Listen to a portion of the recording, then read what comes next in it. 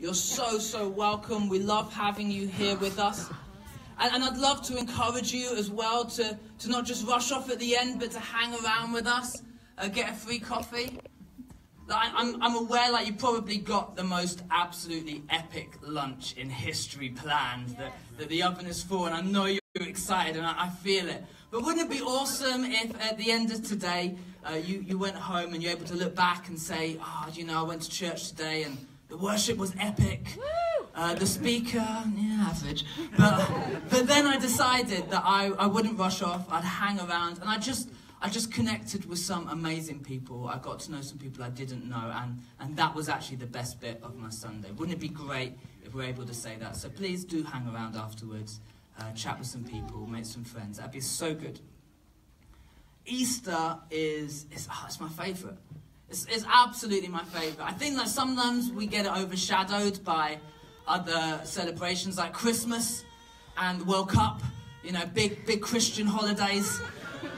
But Easter's bigger than either of those things, believe it or not. Easter is absolutely the best. And because we're a new church, we're thinking a lot about traditions, which might sound funny, but we want to start some traditions. And so we've been saying, what are some new things that we can do this year? And on Good Friday, we started a brand new tradition. We did a Good Friday walk up Wernthlow. I think we've got a picture on the screen, some of us.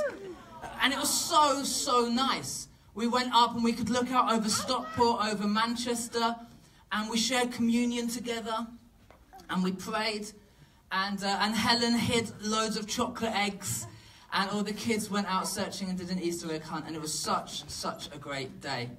And then a new tradition in my family is going to be to go to a theme park on the Saturday of Easter. What an awesome tradition is that? It was our goddaughter's birthday. They invited us to Alton Towers, and we were there, and we were like, this should be every Easter that we go and do something which reminds us of our mortality, brings us a little bit closer to death so that we can really appreciate the resurrection. This is a good idea. And I've been to Alton Towers 100 times. When me and Emma were dating, we got annual passes, and that was how we got to know each other, by the screams going around the roller coasters.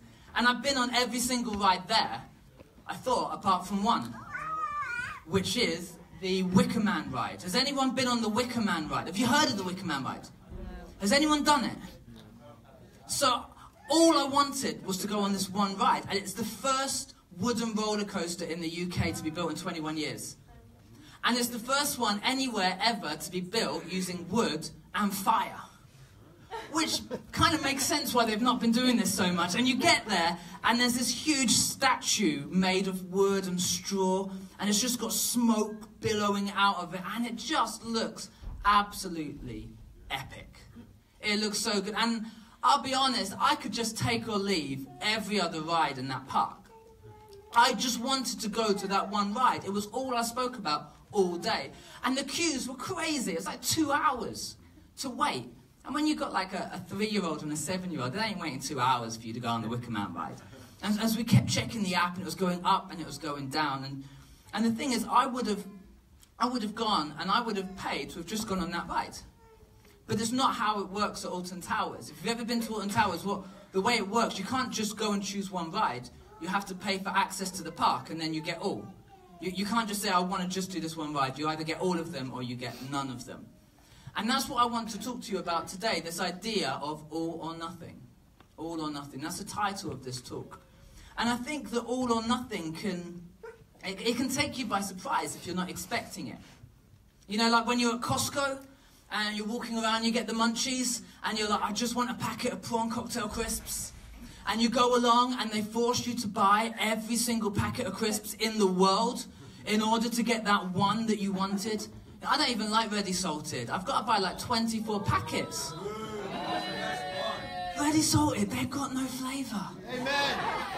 What are you talking about? Get out of my church. No, I'm kidding, stay, please. And so, yeah, but it's true. You have to buy all of them. It's like they're not for sale separately. You can't just get the one packet you want. Or maybe it's like, what's it like? It's like when your clock runs out of batteries and it takes just one battery. And you go to the shop, you can't buy one battery. You can't buy one battery anywhere. You have to buy the multi-pack. They're not for sale separately. It's an all or nothing deal. So you either buy all the batteries, or you've got to nick the one you want and hope no. No, don't do that. That's not the lesson for Sunday morning on Easter. It's all or nothing. And there's all or nothing people as well. Anyone here, would you say, do you know what, I'm an all or nothing person? Yeah, no, I don't believe you. Your hands went up way too slow. If you're an all or nothing person, you're just like, yeah, and what? Your hand would have been straight up. Or it would have been like, no, I don't put my hands up for people who tell me to put my hand up. Because you're all or you're nothing. You don't kind of slowly go, yeah, I guess I am. That's not all or nothing.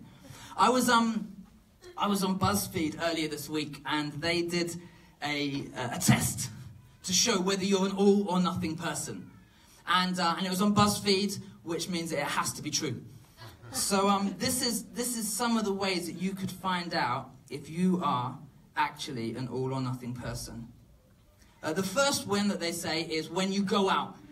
If you're an all or nothing person and you go out, you are either dressed to the nines, you know, head to toe, you got your best shoes on, you just look amazing. Or when you go out, it's like trackies and a baggy t-shirt. But there's nothing in between. You're all glamour or you're absolutely nothing. The second thing that they say if you're an all or nothing person is when you clean the house.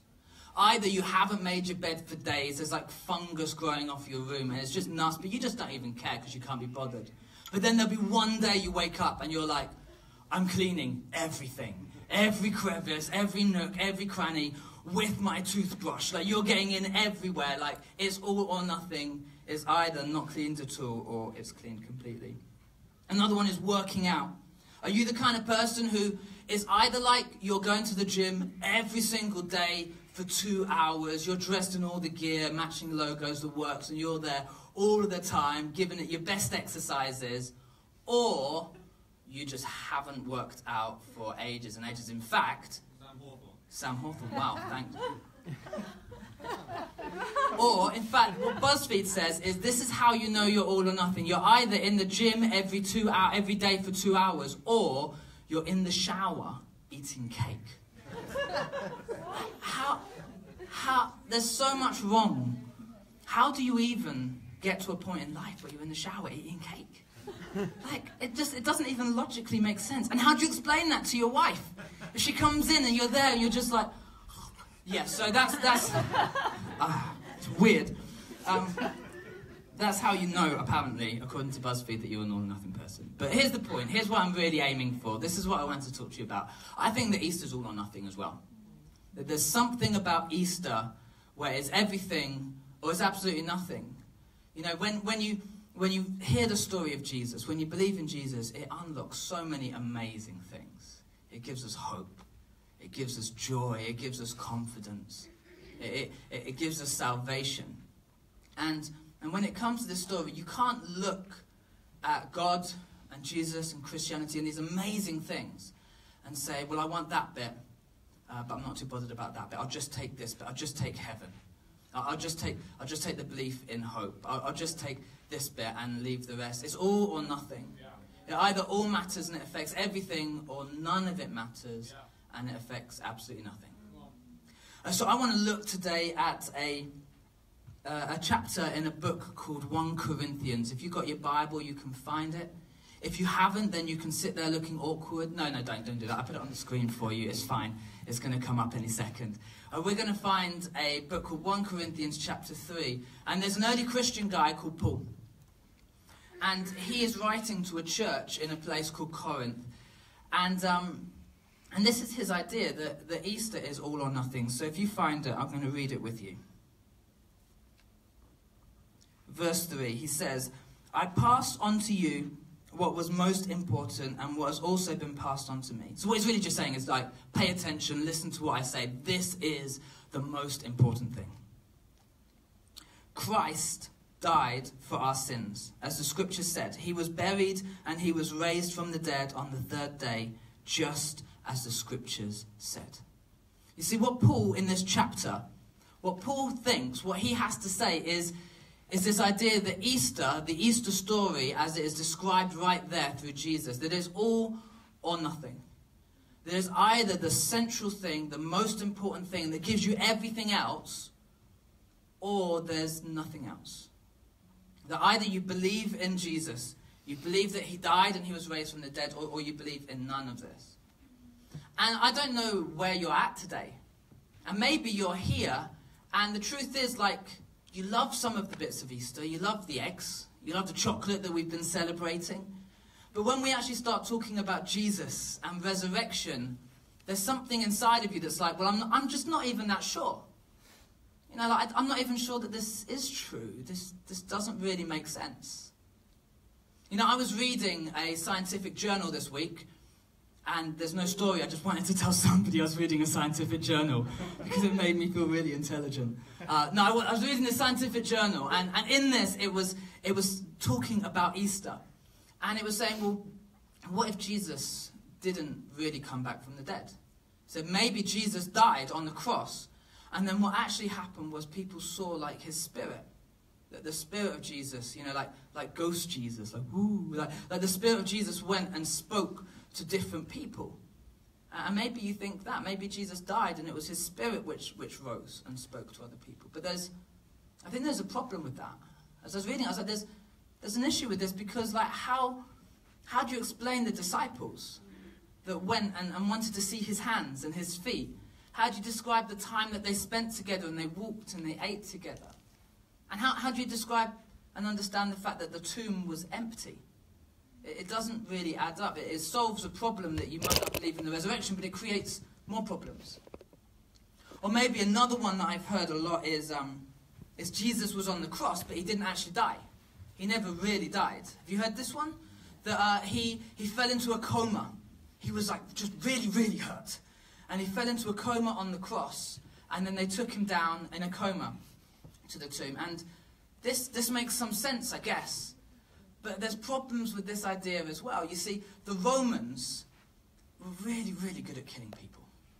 This was what they did. They crucified thousands and thousands and thousands of people.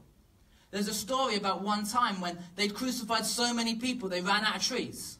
They didn't have enough wood to keep killing people. And they were incentivized to make sure they did a good job. Because do you know what happens if you're a Roman soldier and you crucify somebody and they get down off the cross and run away? You get put there. You have to take their place. That's going to incentivize you. That's going to make you make sure that they're going to be dead. I'm going to want to check. I might even get a spear. I might even stab them a little bit. Just make sure that person is really, really dead. But let's play along with it. Maybe he wasn't dead. Maybe he was in a coma. And of course, you're in a coma and you're put into a cave, a tomb. There's nothing like being locked in a tomb for 3 days that's going to bring you back to life, is there? That's going to really make you feel better. And so maybe Jesus was there and he just perked up. And maybe he rolled this 2-ton boulder out of the way. And he snuck past the Roman centurion guards. And he went and saw these disciples and said to them, "Hey guys, I'm risen." And they said, "You are risen indeed." and he said, "I'm here, and you can have resurrection as well. You can have new life." And the disciples were like, "Yeah, this is amazing." And these disciples went and told everyone, and they spread this message all around the world. And this is the message of the resurrection that they died for. You know, they were martyred for this message. And for me, the only reason I could see them being martyred was because they believed that there was something more. They believed in the message so much that they were willing to die for it because they believed there would be new life. But for me, if Jesus came out of a cave, having come out of a coma, and he was like, "I am the Lord of life," I'd be like, "I'm not so sure. I think you might need a doctor. I think you probably, Jesus, need somebody to look at those wounds because you don't look good. You kind of look like you've been in a coma for 3 days and you've just crawled. It doesn't add up to me. It doesn't make sense. It solves one problem, but it creates all of these other problems." Or maybe, something I heard somebody say a little while ago was maybe the women, when they went there, they went to the wrong tomb. I mean, you know how women are. Directions. And they were emotional.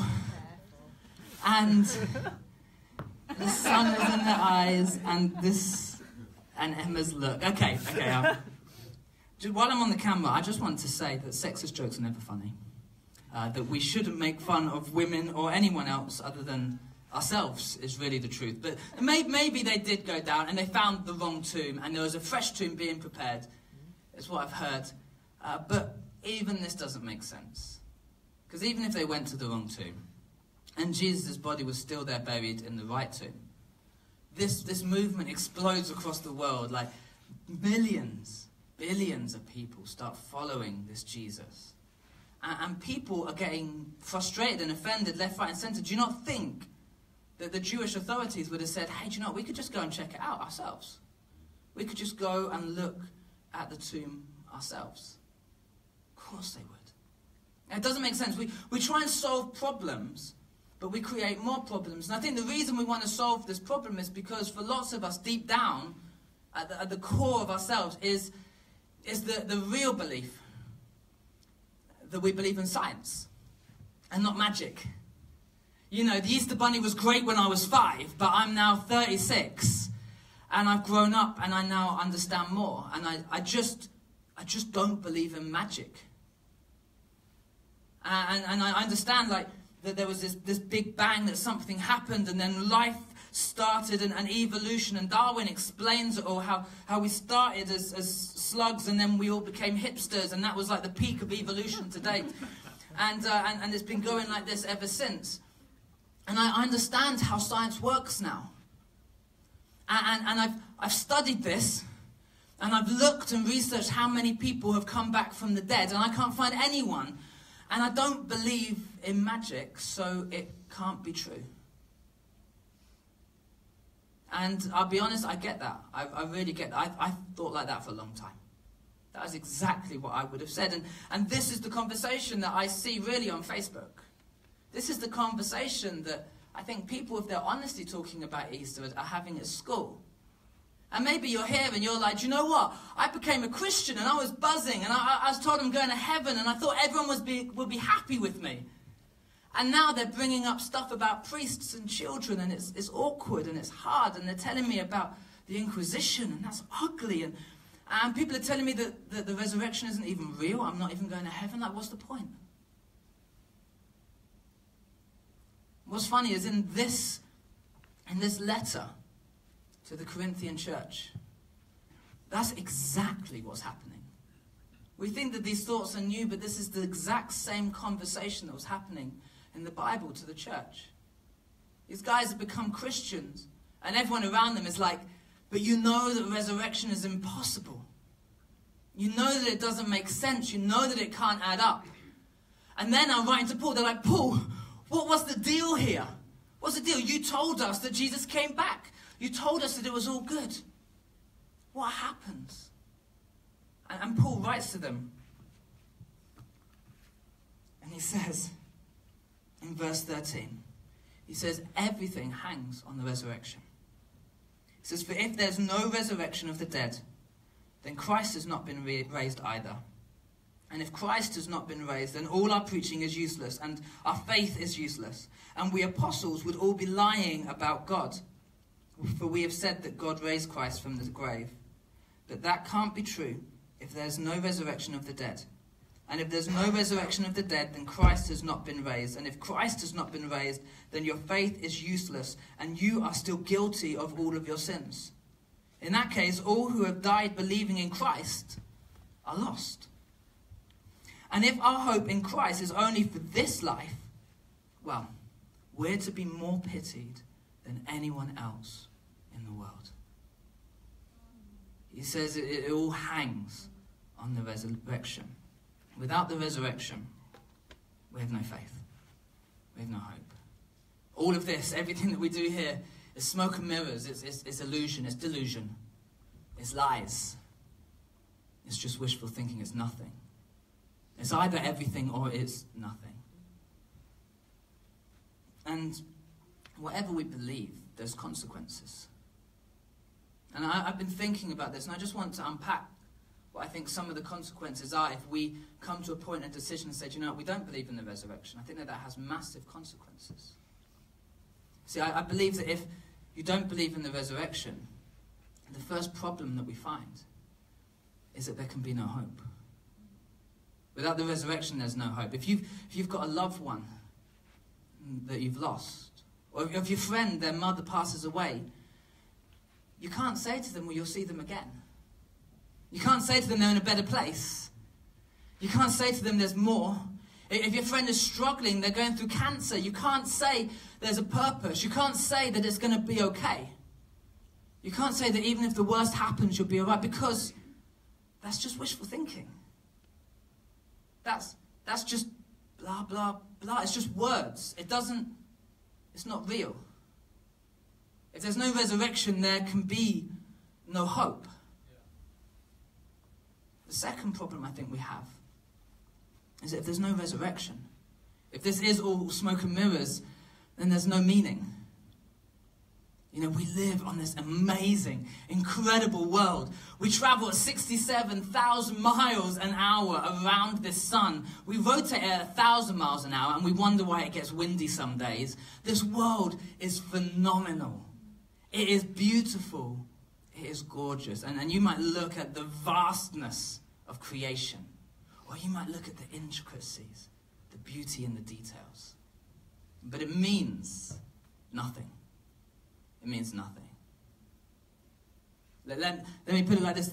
You maybe get up on a Monday morning and you go to work and you slog away and you work all day and you give it all that you've got, and you do that again and again and again. But what's the point? When we circle the sun, even if the point is to invest in your kids, even if it's for the next generation, we circle the sun.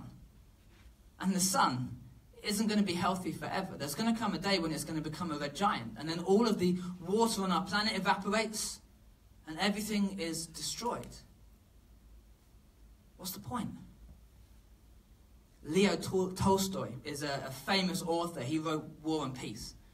And this was the realization that just made him question absolutely everything in his life. And he wrote this. He said, "My question, which at the age of 50 brought me to the verge of suicide, was the simplest of questions. It was, what will come of what am I doing today or tomorrow? What will come of my whole life? Why should I live? Why wish for anything or do anything?" Now, I think he's a wise man because of his beard. But these are the same words that for me, when I was 20, wrecked my life for the better. I remember I was lying in my bedroom and I just looked at my life and I was like, what is the point? Where's the meaning? I'm trying my best and I'm fighting and I'm doing everything I can, but like, what's the point? And I think this is what Paul talks about a little bit later in the same chapter, where he says, if there is no resurrection, well then we should just eat and drink and die. Because there's nothing better tomorrow. Without the resurrection, there's no hope. Without the resurrection, there's no meaning. And the third thing, without the resurrection, there's no you.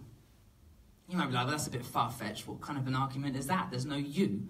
Where are you coming from? This was an argument of a famous atheist whose name I've forgotten. But he had cancer. And he went to his doctor, and his doctor said, look, we can't do anything about this.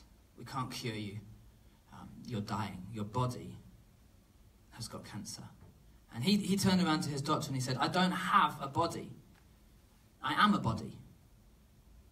He said, if I don't believe in God, if I don't believe in the soul, then all I am is my body. All I am is my IQ. All I am is my health.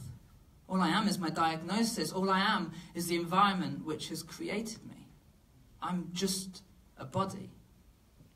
Maybe you've got kids and you can explain kids with science about reproduction and we need more of the humans, but they're not really children.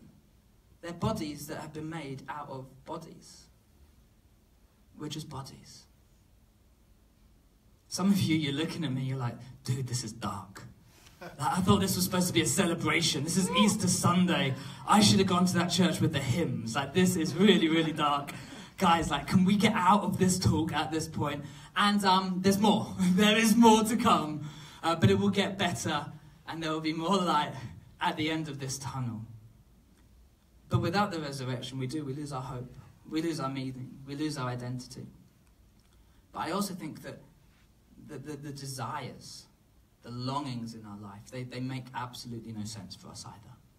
You know, all of us, we have these longings, these holes in our souls, the souls which don't exist. We have these hungers for things, hunger for peace, hunger for success, hunger for immortality, hunger that the world would just be a better place. It's funny, I think justice unites us more than just about anything else. I was at a Macklemore gig on Friday night, and he stopped in the middle of his set to talk about equality and how we treat each other and how we look after each other. And it was like the whole room was united. Why were they united? They were united in justice. They want the world to be fair. I think everyone wants the world to be fair. But how does that make any sense if all we are is natural selection? In fact, fair goes against natural selection. Fair is what holds it back. If all we are people who are pushing forward, we should celebrate the ones who stand above everyone else. We should celebrate the strong. We should celebrate the people who are giving it all and trying to become something more than anybody else. What doesn't make sense is that you would ever look after somebody with a disability. What doesn't make sense is why you would ever look after an elderly person. It doesn't make any sense at all. A famous atheist who became a Christian is an author called C.S. Lewis. Now he said this. He said, "My argument against God was that the universe seemed so cruel and unjust. About how I had got this idea of just and unjust. A man does not call a line crooked unless he has some idea of a straight line. What was I comparing the universe with when I called it unjust? A man feels wet when he falls into water because man is not a water animal. A fish would not feel wet. So my argument with God collapsed, for the argument depended on saying that the world was unjust." Do you get what he's saying here? I've done this. I'm like, how can there be a God if there's all of this suffering and there's all of these problems? But what he is saying is the fact that you even care about the problems, the fact that you look at wickedness and say that it's wrong, is an argument that there has to be a God. Because you're like a man in water and you feel wet. But if you don't believe in the resurrection, then these aches, these longings, they don't make any sense. But here's the thing. I do believe in the resurrection. I do believe it. I believe it with all of my heart. And when you believe in the resurrection, there's consequences as well. You see, I believe when you believe in the resurrection, that you have hope. And hope has a name. It doesn't matter what you're going through. It doesn't matter what happens. It doesn't matter whether you live or whether you die. Because your faith, your hope is in a person. And that person is alive. And his name is Jesus. Hope has a name and his name is Jesus. And so I can believe that in every circumstance, in every situation, whatever happens, that Jesus is alive. And he is working on my behalf. Do you know what else happens when you have belief in the resurrection? Not only do you have meaning, you find that everything has meaning. Everything matters. The way that you speak, the way that you live, what you do with your hours, your work, whether it's little or whether it's big, every decision that you make in your life matters. Because everything has eternal consequences. Life is bigger than just this moment. And so what you do gets to shape everything else around us. Everything matters. The third thing that you find, if you don't believe in the resurrection, then you're not new. But if you do, you can throw that out. Because not only are you you, but you'll always be you. You always were you. You are you, and you always will be you. You know, it doesn't matter what happens to you. It doesn't matter what hurts you. It doesn't matter your circumstances or your situation. God has made you. He has made you with a design. He has made you with a plan. And you will always be you. You aren't your diagnosis. You aren't your problems. You aren't your circumstances. You aren't your situations. There's a day when your life could completely fall apart, but it doesn't matter. Because there's going to be a resurrected world, and you will have a resurrected body, and that body will still be completely you. The resurrection means that you will always be you. The fourth thing is that we find that in every ache there's an answer. In every longing there's a solution. That these things inside of us that cry out for more, that Jesus says, I'll make everything right. I'll bring it all together. I will bring you to a place of completion.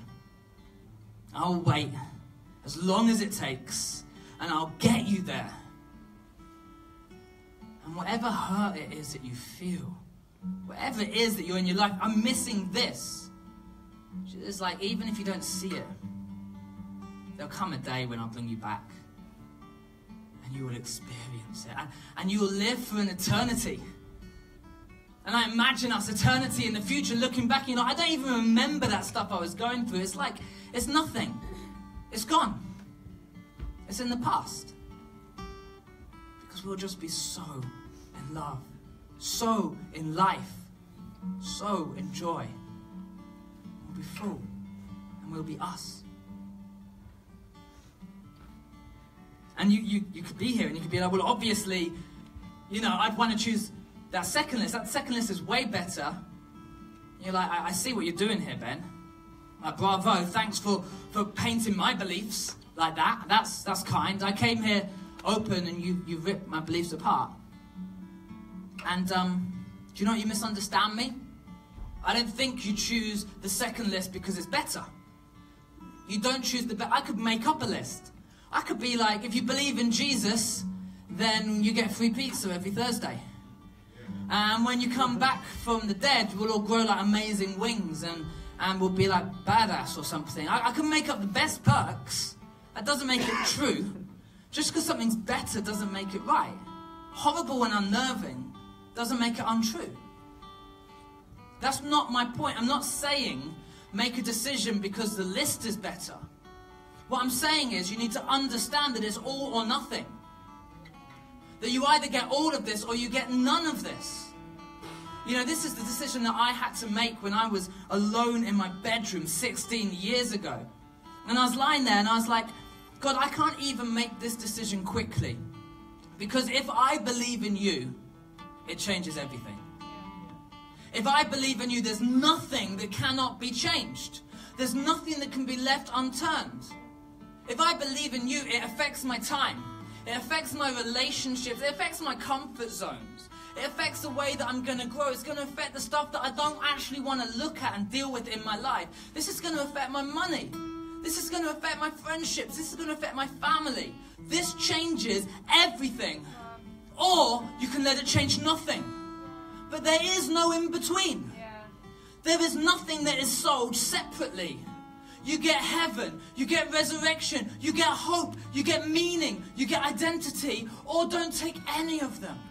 But you have to choose which one you believe. Do you want it all? Or do you not want any of it? There's no middle ground. And Paul, in that verse we started with, verse 3, he says, do you know how I made my decision? He said, I trusted the Bible. He said, I believe it just as the scriptures said. Just before this verse, he describes how the gospel was shared. And he said, Peter shared it. He said, I passed on. No, he said in verse something else. He said, Peter shared it. Verse 5, he continues, thank you. And then the 12 disciples. And then it was seen by 500 of his followers all at one time. Most of whom are still alive. This letter's written 20 years after the resurrection, and what he's saying to the church is actually there's eyewitnesses that are still alive. This information is an invitation to do an investigation, because the question is the most important question in your life. It is the all or nothing question. And he's speaking to this church and said, you know what, you can ask them. Go and see for yourself. And I want to encourage you, do your own investigation, because the evidence is overwhelming. It all points to Jesus. It all points to truth. So I guess I want to finish with one more question for you, and that is, do you want to give your life to Jesus? Do you want to believe? And maybe like, I've got so many questions. There's so much that doesn't work out in my head. I don't get all of this, and there's so much I'm not sure about. And I get that. That's exactly where I was at.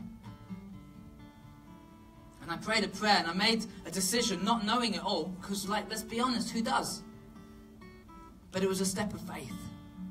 And I've never looked back. I've never regretted how my life has been changed, because even before we talk about the next life, my life has been resurrected already. I have seen life in my life that I never experienced before. You know, I believe the resurrection's a future event. I believe it's a present event as well. That this is our day-to-day reality. Every day we become more alive. That's why we started with that amazing song. Because we are alive. So I just want to ask you, before having it all worked out, do you want to give Jesus a go? Do you want to say, do you know what, I think I believe this. I want to believe in you. Help me. You know, help me. And if that's you, we're just going to pray. Can I just ask everyone to close their eyes for this moment, please? And we're going to pray a prayer. All of us praying this prayer out loud together. Every single one of us. And this might be the first time you've ever prayed this prayer, or maybe you prayed this hundreds of times. But this is a uniting prayer. This is a prayer of us being together alive. And so please pray with me. Dear Jesus, I don't have it all figured out. And even now I've still got questions. But I choose to follow you. I give you my life. And I believe in your resurrection. And from now on, I want to follow you. Amen. Amen. If you're here and that was the first time you've ever prayed that prayer, I'm going to just count to 3. I'm going to ask you to just pop up your hand. We've got some guys on the welcome team who have got some Bibles. And they're going to come and find you, and they're going to get a Bible in your hand. And it's just a gift. The Bible's just a present for us. Because for us, this was the prayer that changed our entire lives. And so you'll forgive us if we get excited about it when people pray this prayer, because it is just the best. It's absolutely the best. And so when you get your Bible, take it away. It's just a gift. And what I would love to recommend you do is to find a book near the end of the Bible. There's an index at the beginning. It's easy to find. Find a book called John. And just start reading. Read like 4 chapters a day for the next month. Just go through John. And I promise you, as you read John, it's just going to give you so much answers, so many insights, and it'll just start to give you so much wisdom. So if that was you, if today was the first day that you prayed that prayer, just no one's looking at you, just raise your hand right now. 1, 2, 3. I was going to count, wasn't I? I didn't do it very well. I apologize. But don't let me ruin this moment for you. But just wherever you are, no one's looking. Everyone just keep your eyes closed, perhaps, just for this one more moment. Just raise your hand. We're going to come. We're just going to drop a Bible in your hand. Just say, here you go. Have a gift on us. Cool. That's amazing. Great. Do you know what my favorite thing to do is on Easter? Genuinely is just to sing as loud as I can to Jesus. Because he gave us absolutely everything. So wherever you are, stand with me. The rest of the band are going to come and pack it out.